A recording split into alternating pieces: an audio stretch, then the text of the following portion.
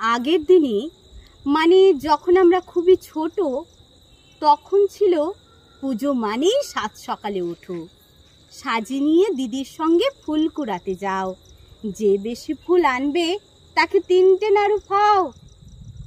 এখন তো আর বাগানও নেই, নেই সে পুজোর চমক। এখন দেখি ফুলের চেয়ে আলোর বেশি চমক। ঠাকুর দেখার কথা উঠলেই পিগলু বলে, ও মা, ওই দেখো না টিভি স্ক্রিনে পুজো পরিক্রমা।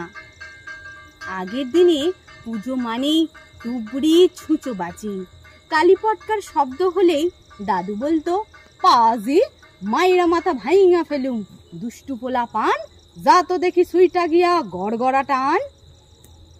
পুজো এখন হারিয়ে গেছে অগ্রগতির স্রোতে, সব ছোটরই লক্ষ্য এখন সবটাতে ফার্স্ট হতে।